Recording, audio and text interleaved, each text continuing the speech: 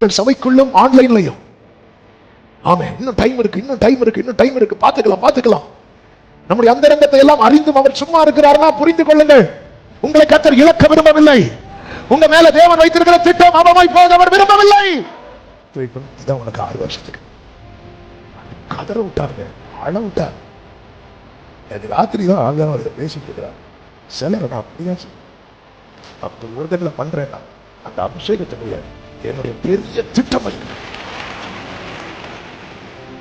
அது அர்த்தம் என்ன? தேவன் ஒரு சிறையிருப்பை அலோவ் பண்றாருன்னா அந்த காரியம் நிறைவேறின அடுத்த செகண்ட் அதுல இருந்து வெளியே கொண்டு வந்துடுவான். இன்னும் அந்த சிறையிருப்புக்குள்ளதான் இருக்கிறீங்களா? இன்னும் சில காரியம் நிறைவேற அழுறப்பா, இன்னும் அபிஷேகம் கிடைப்பீங்க. மொத்தத்தோடு கிடைக்கும்.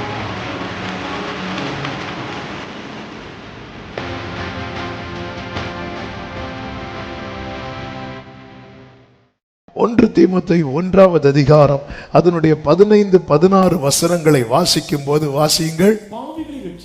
பாவிகளை ரட்சிக்க கிறிஸ்து இயேசு உலகத்தில் வந்தார் என்கிற வார்த்தை உண்மையும் எல்லா அங்கீகரிப்புக்கும் பாத்திரமும். அதாவது பவுல் என்ன சொல்ல வாரார்னா, இது நீங்கயா, இது எப்படி உண்மைன்னு சொல்ல வாரார்னா அவரை வச்சு சொல்ல வாரார். பைபிள்ல நிறைய பைபிள்ல எல்லா வசனம் உண்மை, ஆனா நிறைய வசனத்தை உண்மைங்கிறத நம்மளை வச்சே சொல்லலாம். ஹல்லேலூயா. பாவிகளை ரட்சிக்க கிறிஸ்து இயேசு உலகத்தில் வந்தாருங்கிற வார்த்தை எப்படி நம்புறதுன்னு யாராவது கேட்டா அது பவுல் சொன்னார், பேதுரு சொன்னார்ல, நான் இருக்கிறேன். ஆமே, அவர் சொல்றார் இந்த வார்த்தையை தட்டவே முடியாது. இந்த வார்த்தை உண்மையும் எல்லா அங்கீகரிப்புக்கும் பாத்திரம் உள்ளதானது, பாத்திரமுமானது. அவர்களில் பிரதான ஆசாரியன் நான், அப்படியே சொன்னார். பிரதான பாவி. ஹல்லேலூயா. ஆமே, பவுல் பண்ண ஊழியத்துக்கு இப்ப யாரா இருக்கணும் தெரியுமா? பிரதான ஆசாரியன் ஆயிருக்கணும். ஆனா ஓட்டம் முடியுது, அவருக்கு ஓட்டம் முடிஞ்சிட்டு தீமோத்தேயுக்கு எழுதும்போது. ஏன்னா தீமோத்தேயுக்கு எழுதும்போது தானே சொல்ற நல்ல போராட்டத்தை போராடினேன். அப்ப முடிச்சுட்டு வெயிட் பண்ணிட்டு இருக்கிறார். பஸ்ஸுக்கு ட்ரெயினுக்கு வெயிட் பண்றது போல பெட்டியெல்லாம் எடுத்து வச்சுட்டு வெயிட் பண்ணிட்டு இருக்கிறார். வெயிட் பண்ற வண்டி வர லேட்டாச்சு எழுதுறார் தீமோத்தேயுக்கு. ஆமே, வண்டி வர லேட்டாச்சுன்னா சும்மா இருக்க கூடாது, பிரயோஜனமா ஏதாவது பண்ணிட்டு இருக்கணும். ஆமே, பேதுருவுக்கு சாப்பாடு லேட் ஆச்சு, போயிருந்து ஜெபம் பண்ணார், தரிசனம் கண்டார்.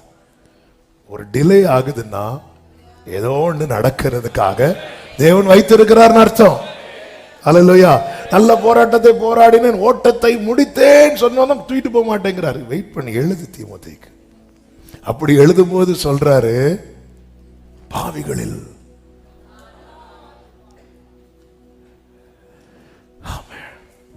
பவுலே, நீங்க இப்போ பெரிய பாஸ்டர், எத்தனை சபையை நிறுவி இருக்கிறீங்க, நீங்க இப்போ போய் இதெல்லாம் சொல்லலாமா? நான் எப்பவும் சொல்லுவேன், பாவிகளை ரட்சிக்கதான் கிறிஸ்து இயேசு உலகத்தில் வந்தாருங்கிற வார்த்தை உண்மையும் எல்லா அங்கீகரிப்புக்கும். அடுத்து சொல்றாரு, அப்படி இருந்தும் நித்திய ஜீவனை அடையும்படி இனிமேல் இயேசு கிறிஸ்துவினிடத்தில் விசுவாசமாய் இருப்பவர்களுக்கு திருஷ்டாந்தம் உண்டாகும் பொருட்டு பிரதான பாவியாகிய என்னிடத்தில் அவர் எல்லா நீடிய பொறுமையையும் காண்பிக்கும்படிக்கு பெற்றேன். பவுல் எப்படி ஃபீல் பண்ணி சொல்றாருன்னா, நான் தப்பு பண்ணும் போது என்ன அடிச்சிருக்கலாம் அவர்,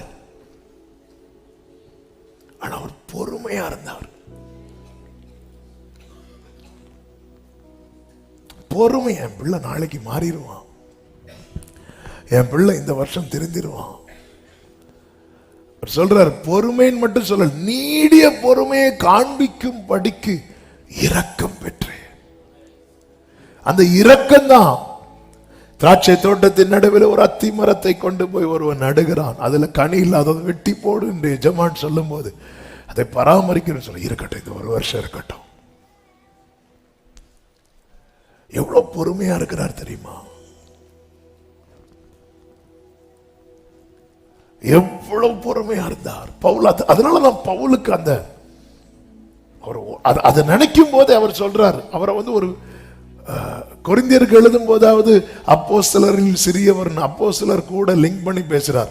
ஆனா கர்த்தரை நான் இவ்வளவு வெயிட் பண்ண வச்சுட்டேனே, ஆண்டவரை நான் இவ்வளவு சகிக்க வச்சுட்டேனே, அவர் இவ்வளவு பொறுமையா பொறுமையா அதை நினைக்கும் போது பவுலுக்கு தன்னை ஒரு பிரதான பாவி என்று சொல்வதை விட வேற எந்த பதமும் அவர் வாயில வரவே இல்லை. நம்ம எவ்வளவு எவ்வளவு ஆண்டவரை வெயிட் பண்ண வைக்கிறோம் தெரியுமா? எத்தனை காரியத்துல. ஆமென். அதே நேரத்தில் வேதம் நமக்கு இன்னொரு எச்சரிப்பையும் கொடுக்கிறது. என்ன எச்சரிப்பை கொடுக்கிறது? தேவனுடைய பொறுமைக்கும் ஒரு எல்லை இருக்கிறது. எரேமியா 15வது அதிகாரத்தின் 6வது வசனத்திலே கர்த்தர் சொல்லுகிறார், வாசியுங்கள் 15:6. நீ என்னை விட்டு பின்வாங்கி போனாய் சொல்லிட்டு சொல்லுகிறார், நான் பொறுத்து பொறுத்து இளைத்து போனேன். என்ன ரொம்ப டயர்டாக்கிட்டடா அப்படின்ட்டார். நான் பொறுத்து பொறுத்து இளைத்து போனேன். 5வது வசனத்தில் கர்த்தர் என்ன சொல்லுகிறார்? எருசலேமே, யார் உன்மேல் இறங்குவார்? யார் உனக்காக உன்மேல் பரிதபிப்பார்? யார் உன்னிடத்திற்கு திரும்பி உன் சுக செய்தியை விசாரிப்பார்? நேற்று இரவில் இந்த வார்த்தையை கொஞ்ச நேரம் ஆண்டவர் மெடிடேட் பண்ண வைத்தார். கொஞ்சம் யோசித்து பாருங்க. ஆண்டவரை விட்டா நம்மேல இறங்குறதுக்கும் நம்மேல் பரிதபிக்கிறதுக்கும் நம்மை விசாரிக்கிறதுக்கும் வேற எத்தனை பேர் உண்டு இந்த பூமியில? யார் உண்டு? யார் உன்மேல் இறங்குவார்? யார் உனக்காக பரிதபிப்பார்? யார் உன் சுக நீ நல்லா இருக்கேன்னு கேட்கறதுக்கு எத்தனை பேர் இருக்கிறாங்க? ஆனா ஆண்டவர் கேட்பார், ஆகாரே உனக்கு என்ன சம்பவித்தது? அப்படிப்பட்ட என்னை விட்டு நீ பின்வாங்கி போய் என் பொறுமையை ரொம்ப சோதிக்கிறீ. இந்த சத்தத்தை கேட்கிற ஒவ்வொருவருக்கும் இயேசுவின் நாமத்திலே சொல்லுகிறேன், வேதம் தெளிவாய் நமக்கு காண்பிக்கிறது, கர்த்தரை கண்டடையத்தக்க சமயத்தில் அவரை தேடுங்கள், அவர் சமீபமா இருக்கையில் அவரை நோக்கி கூப்பிடுங்கள். பவுலிடத்தில் கர்த்தர் வந்து நிற்கிறார். ஏன் என்னை துன்பப்படுத்துகிறாய் என்று. நீர் யார் என்று கேட்கிறார். நீ துன்பப்படுத்துகிற இயேசு நான் என்றார். அப்படியே விழுந்துட்டான். நான் என்ன செய்யணும்? நான் என்ன செய்யணும்? கர்த்தருக்கு மகிமை உண்டாவதாக. ஆண்டவர், இவ்வளவு நாள் நான் உங்களை கஷ்டப்படுத்தினேன், இவ்வளவு நாள் வேதனைப்படுத்தினேன். இனி என் ஓட்டம் ஆண்டவர் உமக்கு பிரியப்படுத்துவதற்கு எதுவாய், உங்க சித்தம் செய்வதற்கு எதுவாய் இப்படி தமஸ்குவுக்கு போகிற வழியில முழுமையா அர்ப்பணிக்கிறான். அநேக வாலிபர்கள் இதை கேட்டுக்கொண்டிருக்கிறீர்கள், சபைக்குள்ளும் ஆன்லைன்லையும். ஆமே, இன்னும் டைம் இருக்கு, இன்னும் டைம் இருக்கு, இன்னும் டைம் இருக்கு, பார்த்துக்கலாம் பார்த்துக்கலாம். நம்முடைய அந்தரங்கத்தை எல்லாம் அறிந்தும் அவர் சும்மா இருக்கிறார்னா புரிந்து கொள்ளுங்கள், உங்களை கர்த்தர் இழக்க விரும்பவில்லை. உங்க மேல தேவன் வைத்திருக்கிற திட்டம் அவமாய் போக அவர் விரும்பவில்லை. தேவன் இழக்கவர் பொறுமையா இருக்கிறார். அந்த பிரதான பாவியாகி என் மேல் அவர் நீடிய பொறுமையா இருப்பதற்கு இரக்கம் பெற்றேன். எல்லார் மேல பொறுமையா இருக்கிறாரா? இல்லையே. ஒரு தப்பு பண்ணி அடி வாங்கி மரித்தவனும் இருக்கிறான், பல தப்பு பண்ணி அடி வாங்காம தப்பு வைக்கப்பட்டவனும் இருக்கிறான். எனவேதான் ஆண்டவர் அவருடைய பலத்த செய்கைகளை கண்டு மனம் திரும்பாத பட்டணங்களை பார்த்து கடிந்து கொண்டு சொல்லுகிறார், கப்பர்நகூமே அப்படிங்கிறார். நியாய தீர்ப்பு நாள்ல உனக்கு சோதோம் உனக்கு நேரிடுவதை பார்க்கிலும் சோதோம் கோமரா பட்டணங்களுக்கு நேரிடுவது ரொம்ப லகுவா இருக்கும் அப்படின்ட்டார். அதுகிட்ட நான் பொறுமை காட்டல. ஒரு நாள் தான் டைம் கொடுத்தேன், ஒரே நாள் தான். அந்த ஒரு நாள்ல யார் யாருக்கு வெளியே போக முடியுமோ போய்க்கோ. ஒரு நாள் தான் டைம். நினிவேக்கு 40 நாள் தான் டைம் கொடுத்தேன். ஆனா உனக்கோ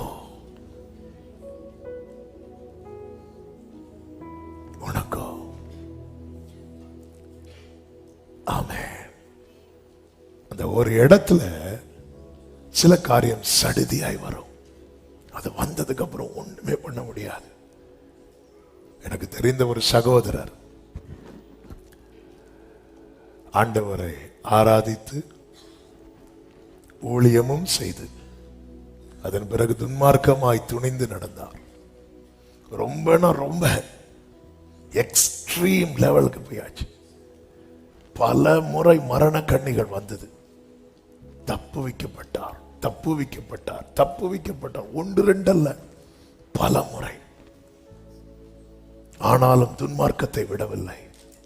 வெளியே தன்னை ஒரு பெரிய ஊழியக்காரனாகவும் அப்படியே காண்பித்துக் கொண்டு, ஆனால் அவருடைய துன்மார்க்கமும் எல்லாருக்கும் வெளிச்சமாய் தெரிந்தது. பல முறை. ஒரு நாள் வந்தது, திடீரென்று கொலாப்ஸ் ஆகி விழுந்துட்டார். 2 நாட்கள் மரண படுக்கையில போராடுறார். பரிதாபமான செயல் என்ன தெரியுமா? அவரால் வாயை திறந்து இயேசுவேன்னு கூட கூப்பிட முடியல, என்ன மன்னிச்சிருங்கன்னு சொல்ல முடியல, அறிக்கையே பண்ண முடியல. அவர் எப்படி இறந்தாருன்னு கேட்டேன். ஒரு சகோதரர் பக்கத்தில் எதிர்த்து சொல்றாரு, அவரால் கன்ஃபஸ் பண்ணவே முடியல. நாங்க ட்ரை பண்ணோம், சொல்ல முடியல. ரொம்ப பரிதாபமா இறந்துட்டாரு. ஆமென். எத்தனை தருணம். ஆண்டவர் சொல்றார், நம்ம மேல எவ்வளவு நீடிய பொறுமையா இருக்கிறேன் தெரியுமா? ஏன்? இனி விசுவாசிக்கிறவர்களுக்கு அந்த நித்திய ஜீவனை குறித்து சொல்ல நான் உன்னை முன் குறித்திருக்கிறேன். இன்னைக்கு நாம தேவ சமூகத்தில் இருக்கிறோம். நாம் கடந்து வந்த பாதைகளை திரும்பி பார்த்தா, ஆண்டவரே, நான் பாவிகளில் பிரதான பாவிப்பா, உங்களை நான் எவ்வளவு ஹர்ட் பண்ணி இருக்கிறேன், எவ்வளவு உங்களை, என் பிள்ளை மாறிடுவான், என் பையன் திருந்திடுவான். இந்த பவுலால் அதான் நிருபத்தை எழுதும் போது அவர்கள் துடிக்கிறார். அதனாலதான் சொல்றாரு, எனக்கு எனக்கு எது எது லாபமா இருந்தோ எல்லாம் குப்பை, எனக்கு ஒண்ணுமே வேண்டாம். ஹல்லேலூயா. சோதோமுக்கு ஒரு நாள் சான்ஸ் தான் கொடுக்கப்பட்டது, நினிவேக்கு 40 days சான்ஸ் தான் கொடுக்கப்பட்டது. நமக்கோ நாட்களா, மாதங்களா, வருடங்களா? ஆவியானவர் சபைகளுக்கு சொல்லுகிறதை காதுள்ளவன் கேட்க கடவன். தேவன் பொறுமையா இருக்கிறார். தேவன் கிருபையாய் சந்திக்கிறார். எப்படி சந்தித்தார் தெரியுமா? ஏண்டா என்ன கஷ்டப்படுத்துற? கர்த்தர் அந்த இடத்துல எப்படி சந்தித்திருக்கணும்? உருவின பட்டயமா நின்றிருக்கணுமா வேண்டாமா? பிழையாம் கழுதையோடு போகும்போது தூதன் உருவின பட்டயத்தோடு நின்றானே. தாவீது ஒரு தேவனுக்கு பிரியமில்லாத காரியத்தை செய்த போது கர்த்தருடைய தூதன் உருவின பட்டயத்தோடு நின்றானே. இன்னுமே யோசுவாவுக்கு கர்த்தர் தம்மை வெளிப்படுத்தும் போது உருவின பட்டயத்தோடு அல்லவா? அப்படி அங்க வந்து நிற்கிறார். இல்ல, காயப்பட்டவராய் வந்து நிற்கிறார். ஹல்லேலூயா. காயப்பட்டவராய் வந்து நிற்கிறார். அவர் காயப்பட்டது போதாதா? அவர் அடிக்கப்பட்டது போதாதா? அவர் சிலுவையில் அறையப்பட்டது போதாதா? மீண்டும் அவர் காயப்பட்டவராகவே பவுலை சந்தித்த போது பவுல் புரிந்து கொண்டார், இனியும் நான் அவரை வேதனைப்படுத்த மாட்டேன். கிருபையாய் சந்தித்தார். கேட்கிற, நான் என்னப்பா பண்ணணும்? நான் என்ன செய்யணும்? ஆமென். தேவன் தம்மை வெளிப்படுத்த சித்தமான போது மாம்சத்தோடு இரத்தத்தோடு யோசனை. இன்னைக்கு ஆண்டவரை நம்ம ஒரு சபையோடு அடைத்து வைக்கிறோம்ல. சண்டே நம்ம தேவனை தேடுறதுன்னா சண்டே தேடுறோம், அதுக்கப்புறம் ஒரு தேவை வந்தா தேடுறோம். எவ்வளவு அவரை வேதனைப்படுத்துறோம் தெரியுமா? ஆபிரகாம் கேட்கிறார், உன் மகனை எனக்கு பலி செலுத்துங்க. இதே ஆண்டவர் ஈசாக்கு பிறப்பதற்கு முன்னே சோதோமை அழிக்க போறேன்னு ஆபிரகாம் சொன்னார். சொன்னது ஆபிரகாம் காலில் விழுந்துட்டார். ஆண்டவரே ஆண்டவரே ஆண்டவரே ஆண்டவரே. இந்த இடத்துல சொல்ற, உன் நேசகுமாரன் உன் ஏகசுதன் ஈசாக்கு பலி செலுத்து. ரெடி ஆயிட்டார். ஏன்னா ஆபிரகாமுக்கு தெரியும் ஆண்டவர் எல்லாத்தையும் பார்க்கிறார். என்ன பார்க்கிறார்? இதே ஈசாக்குக்காக ஆபிரகாம் என்ன செஞ்சார்? முந்தின அதிகாரத்துல இஸ்மவேலை விரட்டி விடுவார். ஆண்டவர் பார்த்தார், ஓஹோ, உனக்கு ஈசாக்கு ரொம்ப முக்கியமா? ஈசாக்குக்காக இஸ்மவேல். இவைகளுக்கு பின்பு கர்த்தர் ஆபிரகாமை சோதித்தார். அப்படிதான் பைபிள் ஆதியாகமம் 22 இருக்கும். எவைகளுக்கு பின்பு? ஈசாக்கா இஸ்மவேலா என்ற கேள்வி வந்த போது ஈசாக்குக்காக இஸ்மவேலை துரத்தினான். இப்போ 22வது அதிகாரத்தில் ஆண்டவர் வைக்கிறார், ஈசாக்கா நான் அவருக்கும் ரெடி ஆகிட்டான். ஆபிரகாம் கேட்கல, எனக்கு 1 வீக் டைம் கொடுப்பீங்களா, ஒரு 10 days டைம் கொடுப்பீங்களா கேட்கல. ஆண்டவரே, நான் ஈசாக்குக்காக இஸ்மவேலை விடுவேன், ஆனா யாருக்காகவும் எதற்காகவும் என்னை அழைத்த ஆண்டவரை நான் விட மாட்டேன்.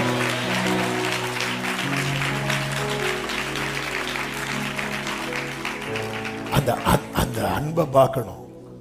காயப்படுத்த வரவில்லை பவுலை சந்திக்கும் போது. காயப்படுத்த வரணும்னா எப்படி வேணாலும் வந்திருக்கலாம், காயப்பட்டு வந்து நிற்கிறார். இன்னைக்கு அப்படிதான் நிற்கிறார். நம்ம பல நேரத்தில் நம்ம என்ன, அவர் அப்படி கிரீடங்களை வைத்துக் கொண்டு அப்படி இப்படிலாம் வருவார், அவர் அப்படிதான் இருக்கணும், அப்படிதான் இருக்கிறார். ஆனா அவர் முன்குறித்தவர்கள் பாதை மாறி ஓடும் போது அந்த பாதையில் அவர்களை எப்படி சந்திக்க வருவார் தெரியுமா? அதே முட்கிரீடம் அணிந்த அந்த அதாவது நான் நடக்கிற பாதையில அந்த சிலுவை இயேசு அறையப்பட்ட போது எப்படி போனாரோ அப்படி இயேசு வந்து சந்திக்கிற சீனை கொஞ்சம் இமேஜின் பண்ணி பாருங்க. பவுல் அப்படிதான் பார்த்தான். அதனாலதான் பவுலுக்கு அதுக்கப்புறம் எனக்கு எது லாபமா இருந்தா என்ன, அது எனக்கு நஷ்டம், அது குப்பை, அது வேண்டாம், அது வேண்டாம்.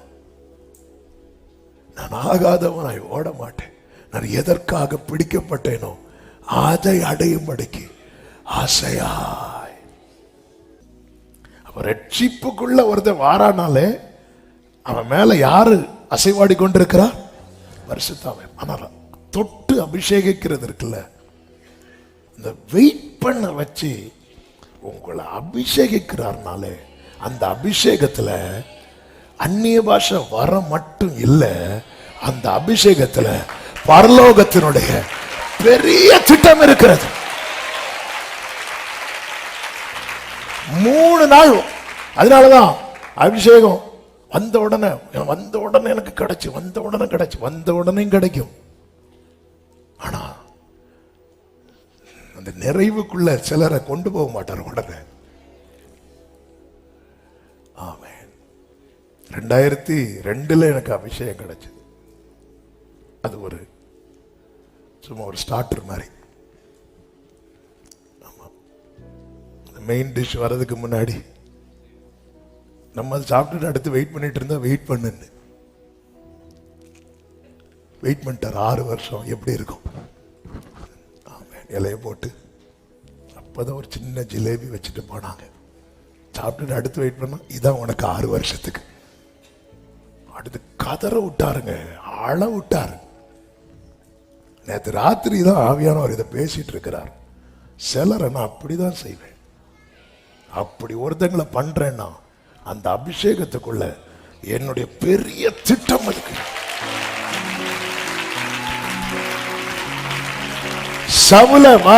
சவுல கொண்டு வரார். கொண்டு வந்ததும் அவனை அபிஷேகிக்கணும். அப்படி அபிஷேகிக்கல, வெயிட் பண்ணு. பசிக்குது, அந்த முன்னந்தோட எடுத்து சாப்பிடு. வெயிட் பண்ணு. தூக்கம் வருது, தூங்காத, மேல் வீட்டுல வா, பேசி என் கூட. ஆமே, வெயிட் பண்ணு. புறப்பட்டாச்சு, உன் கூட வந்தவன போக சொல்லு. நீ நில்லு. அவன் நிற்கும் போது சாமுவேல் ஓடி போய் கொப்பி எடுத்து அவன் மேல ஊற்றி அடுத்து என்ன பண்ணுவார் தெரியுமா? கிஸ் பண்ணுவார். ஆண்டவரே, நான் அவ்வளவு அழுறேன்பா, எனக்கு இன்னும் அபிஷேகம் கிடைக்கலையே. வெயிட் பண்ணு, முத்தத்தோடு கிடைக்கும்.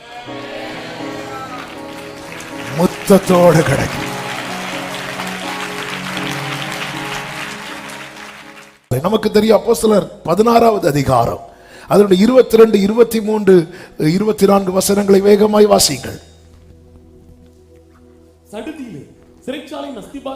அப்போஸ்தலர் 16, 22, 23, 24 வசனங்கள். கூட்டம் கூடி அவர்களுக்கு விரோதமாய் எழும்பினார்கள். அதிகாரிகள் அவர்கள் வஸ்திரங்களை கிழித்து போடவும் அவர்களை அடிக்கவும் சொல்லி அவர்களை அநேக அடி அடித்த பின்பு சிறைச்சாலையிலே வைத்து அவர்களை பத்திரமாய் காக்கும்படி சிறைச்சாலைக்காரனுக்கு கட்டளையிட்டார்கள். அவன் இப்படிப்பட்ட கட்டளையை பெற்று அவர்களை உட்காவல் அறையிலே அடைத்து அவர்கள் கால்களை தொழுமரத்திலே மாட்டி வைத்தான். நல்ல கவனமா கேளுங்க. இதே பவுல் ரட்சிக்கப்பட்ட போது அவன் தீவிரமாய் கிறிஸ்துவை குறித்து பிரசங்கிக்கும் போது யூதர்கள் அவனை கொலை செய்யும்படிக்கு வகை தேடுகிறார்கள்.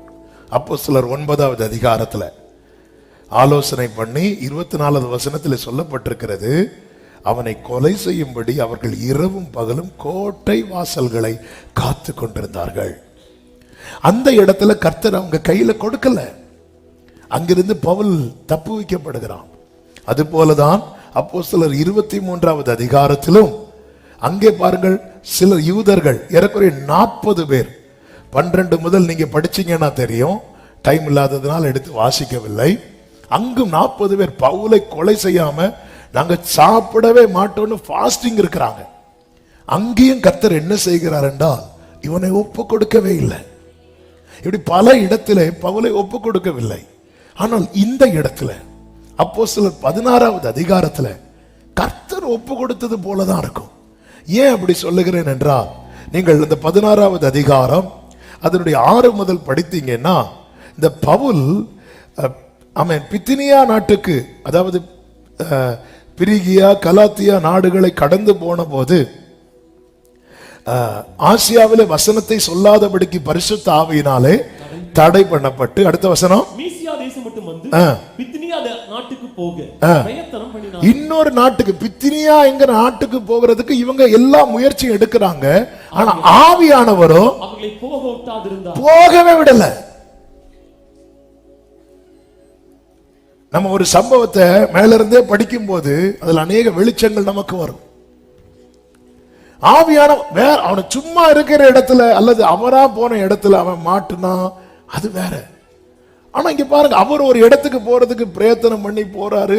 அந்த இடத்துல வந்து ஆண்டவர் போக விடல. இப்போ யோனா விஷயத்துல, யோனா தெரிந்தெடுத்து போன இடத்துல புயல் அடித்தது, அதுல யார் மிஸ்டேக்? அது யோனாவுடைய மிஸ்டேக் சொல்லலாம். இங்க பாத்தீங்கன்னா இவர் பித்தினியாவுக்கு போறதுக்கு ரெடியா இருக்கிறாரு. கர்த்தர் விடாம பிடிச்சு அவனை பிளாக் பண்ணி, அன்னைக்கு நைட்டு சொப்பனத்துல கர்த்தர் பேசுகிறார். 9வது வசனம், அங்கே ராத்திரியில பவுலுக்கு ஒரு தரிசனம் உண்டாயிட்டு, அது என்னவென்றில், மக்கதோனியா தேசத்தான் ஒருவன் வந்து நின்று மக்கதோனியாவுக்கு வந்து எங்களுக்கு உதவி செய்ய வேண்டும் என்று தன்னை வேண்டிக் கொண்டதாக இருந்தது. அந்த தரிசனத்தை அவன் கண்டபோது அவர்களுக்கு சுவிசேஷத்தை அறிவிக்கும்படி கர்த்தர் எங்களை அழைத்தார் என்று நாங்கள் நிச்சயித்துக் கொண்டு உடனே மக்கதோனியாவுக்கு போக பிரயத்தனம் பண்ணோம். அங்க அவருக்கு போக முடியுது. அப்ப ஆண்டவர் பிளான் பண்ணி தூக்கிட்டு வரார். சில நேரத்தில் கர்த்தர் செய்கிற காரியம் நமக்கு புரியாது. ஆனால் அபிஷேகத்தை குறித்தும் அழைப்பை குறித்தும் நிச்சயம் உள்ளவனுக்கு அதுல டவுட்டே கிடையாது. இதே இடத்துல ஒருவேளை நம்ம இருந்திருந்தா, நம்ம பலவீனம் உள்ளவர்கள் அல்லவா, எவ்வளவு ஆண்டவரை பிளேம் பண்ணிருப்போம். உங்களை நம்பிதான் ஆண்டவரே இப்படி, அதாவது நம்மளே தெரிந்தெடுத்து செஞ்ச காரியத்துக்கு ஆண்டவரை குற்றப்படுத்துறோம். ஆண்டவர் உங்கள்கிட்ட சொல்லிட்டு தானே ஆண்டவர், சொல்லிட்டு செஞ்ச, கேட்டுட்டு செஞ்சியா? நம்மள சொல்லிட்டு செய்வோம், கேட்டுட்டு செய்யறோமா? அது கிடையாது. கேட்ட ஒருவேளை நோண்டாருன்னா, அதனால சொல்லிட்டு செய்வோம். ஆண்டவரே இங்க போறேன் காத்துக்கொள்ளும். எங்க போற ஆண்டவர்? அதுக்கெல்லாம் டைம் இல்லை, நான் போயிட்டு வந்து சொல்றேன். போயிட்டு வந்து நீ சொல்லுவேன். போயிட்டு வந்தோன்னு சங்கீதம் 4 கடைசி வாசிப்பேன். சமாதானத்தோட படுத்துக்கொண்டே நித்திரை செய்வேன். ஆண்டவர் எனக்கு டயர்டா இருக்கு, நான் நாளைக்கு. ஆமே, நம்ம சொல்லிட்டு தான் போறோம். சொல்லிட்டு போயிட்டு, ஆண்டவர் உங்கள்கிட்ட சொல்லிட்டு தானே போனேன் என்று சொல்லிட்டு போனேன். எனக்கு இப்படி நடந்து, நீ சொன்ன, நான் கேட்டேன், உனக்கு நடந்து நான் பார்த்தேன். ஆமே, ஹல்லேலூயா. ஆண்டவர் ஒரு நாளும் பார்வையாளர் ஆக்கிடவே கூடாது. ஆமென், ஹல்லேலூயா. மூத்த போட்டு அவளுக்கு ஒரு 3 வயசு இருக்கும்போது, 3 வயசா 4 வயசா இருக்கும்போது, சர்ச்சில் உள்ள ஒரு பொண்ணு வீட்டுக்கு அவ போறா. வந்து, அம்மா நான் இந்த அக்கா வீட்டுக்கு போறேன் அப்படின்னு சொல்லிட்டு, அம்மா நான் மெல்பா சொல்றேன், நீ டேடிட்ட பெர்மிஷன் கேட்டிருப்போம். அவ கொஞ்ச நேரம் டோருக்கு வெளியே நிற்கிறா, நான் பார்த்துட்டு இருக்கிறேன். அந்த கிளாஸ்ல தெரியுது. ஒருவேளை நோ சொல்லிட்டாங்கன்னா நேர டோரை திறந்தா, டேடி நாங்க போயிட்டு வரேன், இப்படி திரும்புறதுக்குள்ள டோர் அவளே அடைச்சிட்டு, திரும்புறதுக்குள்ள அவளே டோர் அடைச்சிட்டு பையாச்சு. அப்பதான் எனக்கு சிரிப்பும் வந்துச்சு.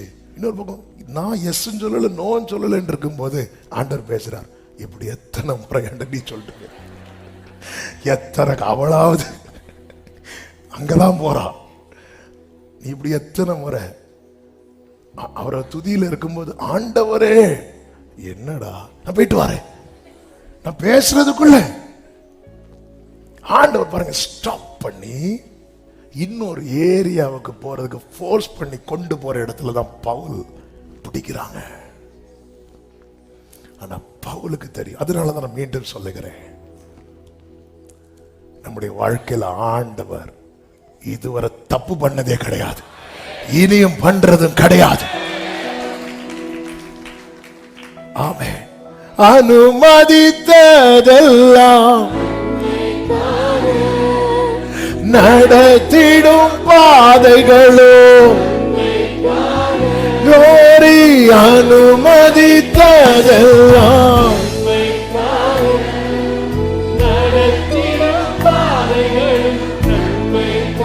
அதினதின் காலத்தில்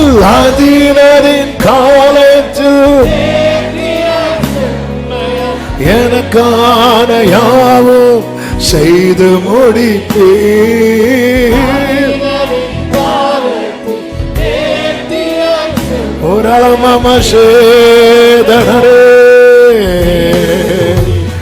உங்க கைகள்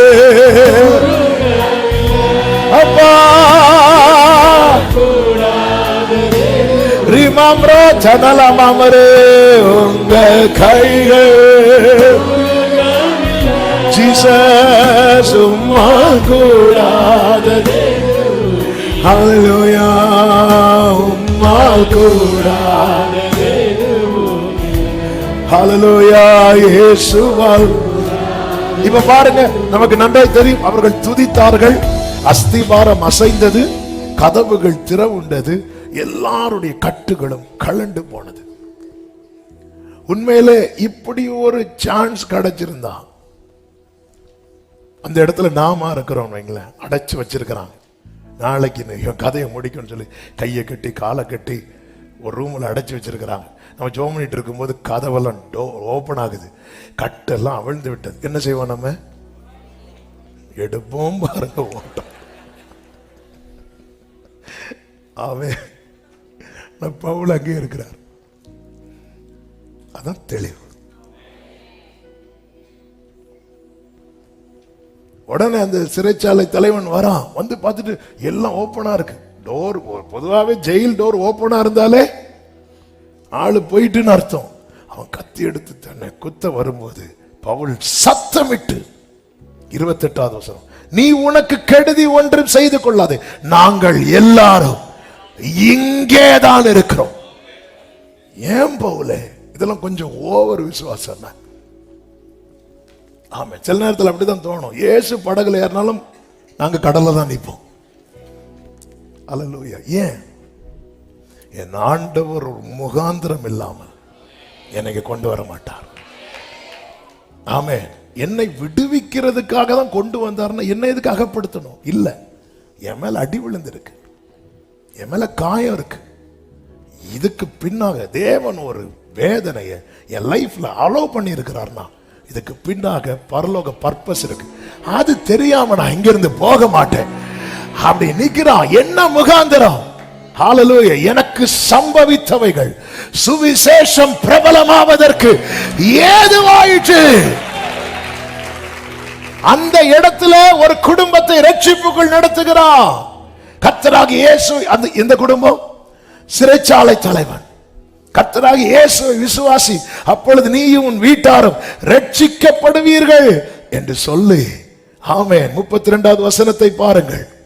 அவனுக்கும் அவன் வீட்டில் இருந்த யாவருக்கும் கர்த்தருடைய வசனத்தை போதித்தார்கள். மேலும் ராத்திரியில் அந்நேரத்திலே தானே அவன் அவர்களை அழைத்துக் கொண்டு போய் அவருடைய காயங்களை கழுவினான். அவனும் அவனுடையவர்கள் அனைவரும் உடனே ஞானஸ்நானம் பெற்றார். தொடர்ந்து வாசிங்க. பின்பு அவர் அவர்களை தன் வீட்டிற்கு கூட்டிக் கொண்டு போய் அவளுக்கு போஜனம் கொடுத்து வீட்டார் அனைவரோடும் கூட தேவனிடத்தில் விசுவாசம் உள்ளவனாகி மகிழ்ச்சியா இருந்தான். அவன் சாக போனான். ஒருவேளை பவுல் இங்கிருந்து ஓடி இருந்தா, ஆமென், நம்ம ஜபமே ஓடுறதுக்கான ஜபம் தான். என்ன எப்படியாவது இங்க இருந்து இல்ல இரு, என்ன ஏன் இங்க கொண்டு சில வேத சில இந்த முள்ள என்ன மிதிக்க வச்சிட்டீங்கப்பா, எதுக்கு மிதிக்க வச்சீங்க? அதை நான் அறியணும். பவுல் பாருங்க, அவர் எவ்வளவு தெளிவு. ஏன்னா அவர் மேல இருந்த அழைப்பையும் அபிஷேகத்தையும் அவ்வளவு இந்த அழைப்பு இந்த அபிஷேகம் அவர் என் மேல வச்ச அன்பினால மட்டும்தான் கிடைத்தது. ஏன்னா நான் பாவிகளில் பிரதான, இவ்வளவு நேசித்து என்னை அழைத்திருக்க, இவ்வளவு நேசித்து என்னை அபிஷேகித்திருக்க, இவ்வளவு நேசித்திருக்க, அவருடைய கனமான காரியத்துக்கு என்று தெரிந்தெடுத்திருக்க, பிரித்தெடுத்திருக்க, என் வாழ்க்கையில பர்பஸா இவன் அடி வாங்கட்டும், இவன் சாகட்டும், இவன் தொலைந்து போகட்டும் கர்த்தர் ஒன்றை அனுமதிப்பார்? இல்ல இல்ல. இப்போ நோக்கம் நிறைவேறினதா? அடுத்த வசனத்தை பாருங்கள். பொழுது விடிந்த பின்பு அந்த மனுஷரை விட்டு விடுங்கள் என்று சொல்ல அதிகாரிகள் சேவகர்களை. என்ன நடந்துச்சு இங்க? நடந்ததெல்லாம் அவங்களுக்கு தெரியுமா? தெரியாது. அதன் அர்த்தம் என்ன? தேவன் ஒரு சிறையிருப்பை அலோவ் பண்றாருன்னா அந்த காரியம் நிறைவேறின அடுத்த செகண்டே அதுல இருந்து வெளியே கொண்டு வந்துடுவார். இன்னும் அந்த சிறையிருப்புக்குள்ளதான் இருக்கிறீங்களா? இன்னும் சில காரியம் நிறைவேற வேண்டி இருக்கு. நிறைவேறினதும் சிறைச்சாலை தலைவன்ட்ட போய் யோசேப்பு சொல்லுவார்ல, நீ வாழ்ந்திருக்கும் போது அப்படி சொன்னாரா? ஒண்ணுமே இல்லை. சிறைச்சாலை தலைவன் நைட்டே ஏன் ஞானஸ்நானம் எடுத்தாரு?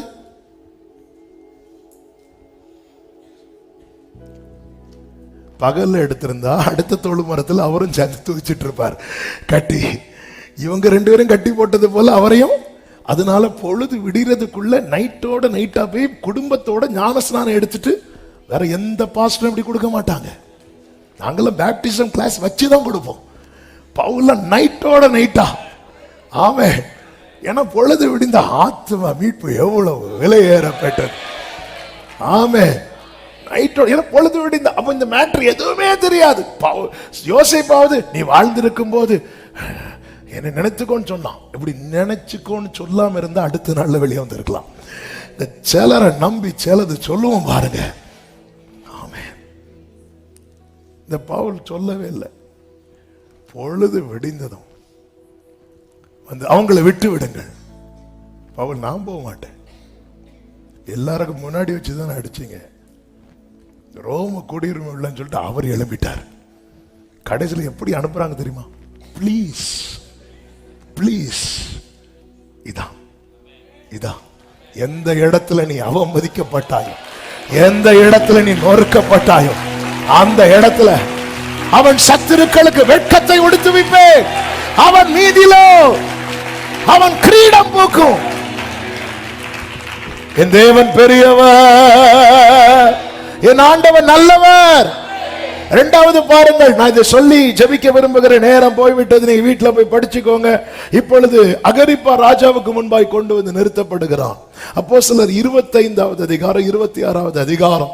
ஆமா, 25வது அதிகாரத்தில் யூதர்கள் சிலர் வந்து பெஸ்து என்கிறவனிடத்துல வந்து சொல்றாங்க, இந்த பவுலை எங்களுக்கு கொலை பண்ணணும், அதனால நீங்க அவனை எப்படியாவது கொண்டு வாங்க, நாங்க ஆண்ட வேலை போட்டு தெளிறோம். பெஸ்து சொல்றாங்க, இல்ல அப்படியெல்லாம் என் ஸ்தானத்திலிருந்து பண்ண முடியாது, அவங்கிட்ட மரணத்துக்கு ஏதுவான குற்றம் இருக்கும்னா அப்படி பண்ணலாம், அப்படின்னா நான் அவங்களுக்கு விட்டு கொடுக்குறேன், அப்படி இல்லைன்னா பண்ண முடியாதுன்னு சொல்லிட்டு பேசும்போது பவுல் ராயனுக்கு அபயமிடுறான். ராயனுக்கு, ராயர்கள் ஆமா ரோமருடைய ஆட்சி அல்லவா, அவர் ராயனுக்கு பவுலுக்கு மாதிரி ஞானம் வந்து, ஆமா சதுசேரும் பரிசேரும் நிற்கும் போது டக்குன்னு நான் பரிசேரன்ட்டான். அவங்க ரெண்டு காட்டி சில கிருபை பெற்றவங்களாம் உண்டு, இப்படி எப்படி எஸ்கேப் ஆகலாம். ஆமென். அதுக்கு முன்னாடி வர நான் அப்போஸ்தலர்கள் சிறியவன், நான் பாவிகளில் பிரதான பாவி. இங்க பிரச்சனை தலைக்கு மேல ஆகுது. இவங்களுக்குள்ள எப்படி பிரச்சனை உண்டு பண்ணலாம்? ஒரு டீம் சதுசேயர், இன்னொரு டீம் நான் உயிர்த்தெழுதல நம்புறேன்ட்டான். பரிசேயர்கள் வந்துட்டாங்க, எங்க பவுல தொட்டது யார்? அவ்வளவுதான். அது தேவன் கொடுக்கிற ஞானம், அதை சரியா ஹேண்டில் பண்ணணும். இல்லைன்னா நம்ம போற இடத்துல எல்லாம் சிலருக்கு கிருபை எப்படி யூஸ் பண்ணணும்னு இந்த எலிசா போய் கொஞ்சம் பேரை போட்டு தள்ளிட்டு வருவார்ல, கொஞ்சம் பிள்ளையில சண்டே கிளாஸுக்கு ஒரு நாள் அவரை கெஸ்டா கூப்பிட்டாங்க. எலிசாவை விளையாடிட்டு இருந்தாங்க, கரடியை கூப்பிட்டு மேட்ரை முடிச்சுட்டு அடுத்த சண்டே கிளாஸ். அதுக்கப்புறம் எந்த பிள்ளைகள்கிட்டையும் எலிசா போனது மாதிரி. அதனால நமக்கு ஹேண்டில் வித் கேர், நமக்கு கொடுக்கப்பட்ட கிஃப்ட். ஹல்லேலூயா. சில பார்க்குறாங்க, ஓ இது கிஃப்டா, அடி இது கிஃப்ட் கிடையாது, போற இடத்துல எல்லாம் கலகத்தை அப்படி இல்லை. பவுல் காப்பாற்றப்படணும், அதுக்காக அந்த இடத்துல. அதே இது கொரிந்து சபைக்கு போவார்ல, அங்க 4 பிரிஞ்சிருக்கிறாங்க, பிரிஞ்சவங்களெல்லாம் சேர்த்தாரு பார்த்தீங்களா. பவுலுக்குன்னு ஒரு கூட்டம் இருக்கிறாங்க. பவுல் சொல்ல, பவுலா அவங்களுக்காக மறித்தான்.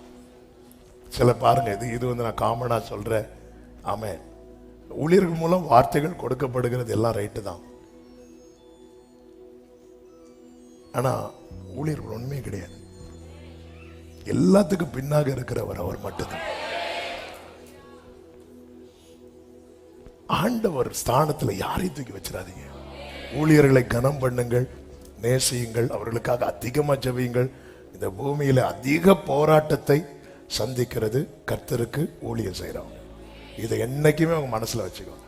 அதே நேரத்தில் ஊழியர்களை தெய்வங்களாக்காதீங்க, ஊழியர்களை விக்கிரகங்களாக்கிறாதீங்க. ஆமென். ஆராதிக்கப்படத்தக்கவர் இயேசு ஒருவர் மட்டுமே. ஆமென் சொல்லுங்க பார்க்கலாம். ஹல்லேலூயா. இப்ப பவுல் எழும்பி நிற்கிறார். எழும்பி நிற்கும் போது அகரிப்பா ராஜா சொல்றார் 26வது அதிகாரத்துல 1வது வசனம்.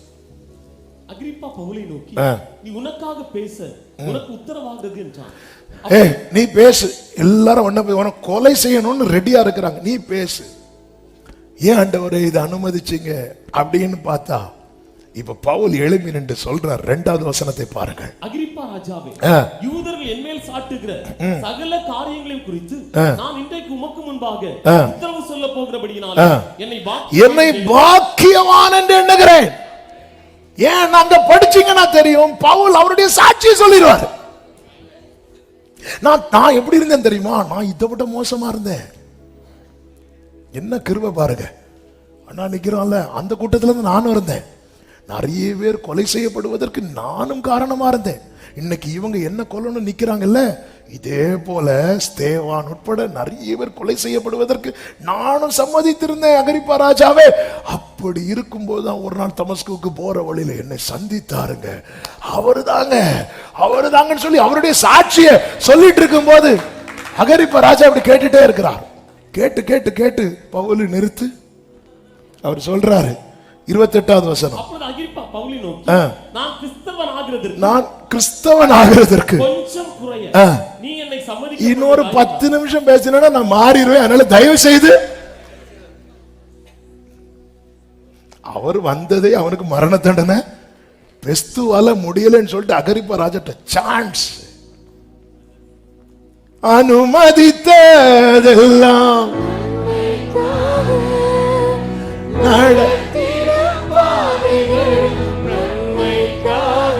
தேவ பிள்ளைகள் அழைப்பையும் அபிஷேகத்தையும் குறித்த நிச்சயம் இருக்குமானால், நீ இருப்பது சிறைச்சாலையானாலும் அவன் குற்றப்படுத்தப்படுகிற இடமானாலும் சரி, அங்கிருந்து அவரை அறிகிற வாசனை வெளிப்படும்.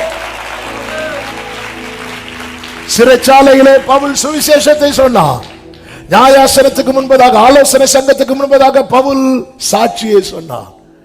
27வது அதிகாரத்தில் ஒரு புயல் அடிக்கிறது. நான் இங்க சொல்லி ஜெபிக்கிறேன், நமக்கு நேரம் போகிறது, எல்லாம் டீட்டெயிலா பேசணும். ஆனா நான் சொல்லி முடிக்கிறேன். அங்கே புயல் வீசின போது அப்போஸ்தலர் 27வது அதிகாரம் அதனுடைய 23 முதல் பாருங்கள். ஏனென்றால் என்னை ஆட்கொண்டவரும் நான் சேவிக்கிறவருமான தேவனுடைய தூதனானவன் இந்த ராத்திரியில வந்து நின்று பவுலே பயப்படாதே. 21 வாசிங்க. 21 அநேக நாள்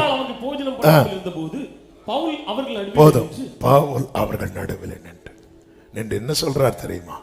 25வது வசனம். மனுஷரை திடமனதாயிருங்கள், எனக்கு சொல்லப்பட்ட பிரகாரமாகவே நடக்கும் என்று தேவனிடத்தில் சிறைச்சாலையிலே சுவிசேஷம் சொன்னார். அகிரிப்பா ராஜாவுக்கு முன்பதாக சாட்சியை சொன்னார். புயலின் மத்தியிலே நம்பிக்கையை சொன்னார்.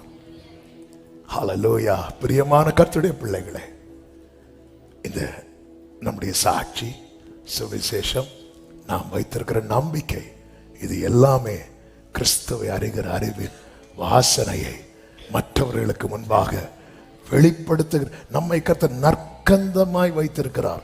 Sweet aroma. நம்மளை அப்படி, நம்ம தான் அவருடைய ஸ்ப்ரே. நம்ம போற இடத்துல வந்துட்டான், அந்தியோகியால போனதும் அந்த ஸ்மெல் அடிக்குது. அடிச்சதும் கிறிஸ்தவர்கள்ட்டாங்க. அந்த ஸ்மெல்ல தான் கிறிஸ்தவர்கள் சொன்னாங்க. அவங்க தங்களை நான் கிறிஸ்தவன் என்பதில் பெருமை கொள்கிறேன் அப்படிலாம் ஒன்றும் சொல்லல. அந்த வாசனை அடிக்குது. ஆமென். சுவிசேஷம், சாட்சி, நம்பிக்கை இவைகள் நம்மில் வெளிப்படவே நம்முடைய வாழ்க்கையில சில காரியங்களை தேவன் அனுமதித்திருக்கிறார். கைகளை உயர்த்தி ஆமென் சொல்லுங்க பார்க்கலாம். இப்ப எத்தனை பேர் நம்புறீங்க?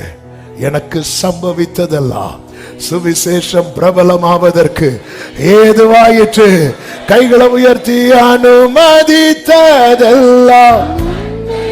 கண்களை மூடி ஜெபிக்கலாமா? நடத்திடும் பாதைகளும் அனுமதித்ததெல்லாம்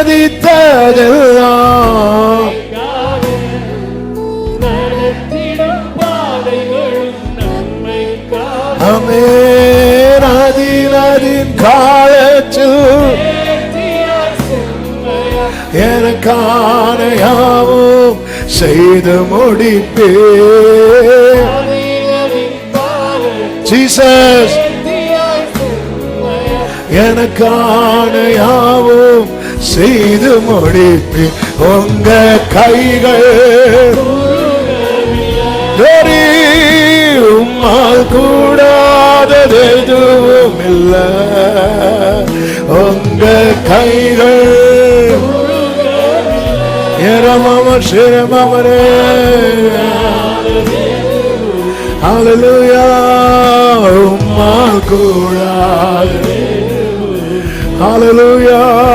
இயேசுவால் கூடாதது. வலது கரத்தை உயர்த்தி இடது கரத்தை இருதயத்தில் வைத்து, ஆண்டவரே என்னை நீர் அழைத்ததும் அபிஷேகித்ததும் என் மேல நீங்க வச்ச அன்பின் நிமித்தமாய், எனவே நான் நம்புகிறேன், நான் உறுதியாய் சொல்லுகிறேன், என் வாழ்க்கையில தேவன் அனுமதித்தது, என்னை தேவன் ஆண்டவரை சில சூழ்நிலையில் வைத்திருப்பது ஆண்டவர் உம்முடைய கீர்த்திக்காகப்பா, சுவிசேஷம் பிரபலமாவதற்காக, அதற்காக ஸ்தோத்திரம் ஆண்டவரே, ஸ்தோத்திரம் அப்பா, நன்றி தகப்பனே. பவுல் எப்படி சுவிசேஷத்தையும் சாட்சியையும் நம்பிக்கையும் வெளிப்படுத்தினானோ அப்படியே எங்களில் இவைகள் வெளிப்படுவதாக. ஒவ்வொருவரையும் அப்படி ஆசீர்வதியும். உம்மை அறிகிற அறிவின் வாசனை வெளிப்படுத்துகிற நற்கந்தங்களாய் ஒவ்வொருவரையும் நிலைநிறுத்துவீராக. சமாதானத்தோடு அனுப்பி சாட்சியாய் கொண்டு வரும் கண்மணி போல காத்துக்கொள்ளும். மகிமை அனைத்தும் ஒருவருக்கே செலுத்துகிறோம் இரட்சகர் இயேசு கிறிஸ்துவின் நாமத்தில் பிதாவே, ஆமென்.